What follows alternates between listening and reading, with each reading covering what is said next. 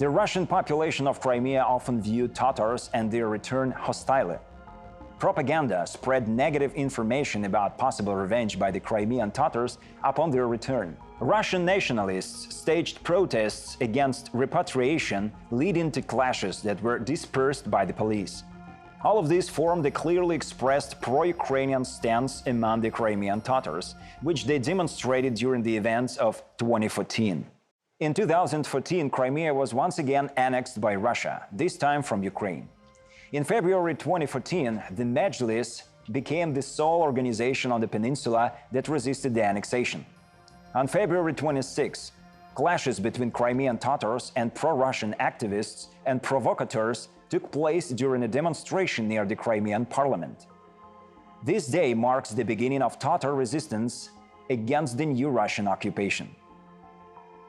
On February 27th, the head of the Majlis, Refat Chubarov, declared non-recognition of the government led by Sergei Aksyonov, as it was formed after the takeover of power by Russian special forces.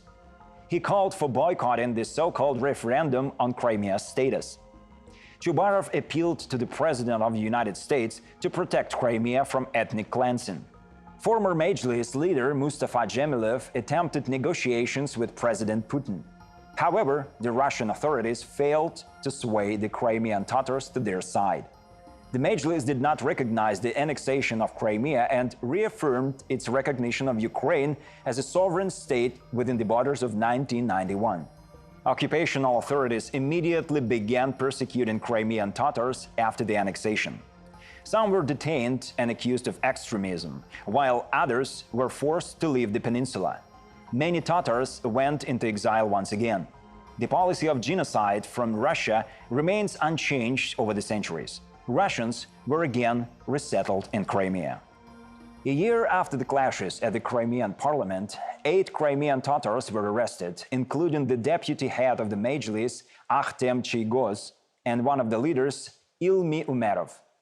After 3 years in Russian custody, they were released to Turkey, a country that had consistently supported the Crimean Tatars.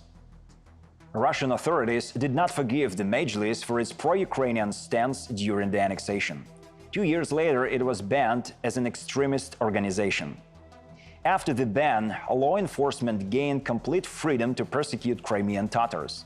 Mass abductions of Crimean Tatar activists began, with Tatars facing physical and psychological violence from security forces. Following the Majlis ban, criminal cases were widely fabricated.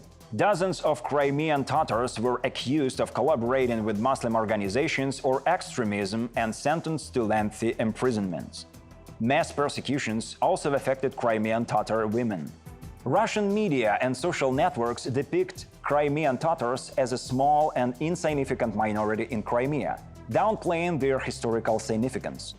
Propaganda portrays Crimean Tatars as extremists to justify their persecution. Russia's ultimate goal is to assimilate them and strip them of their rights.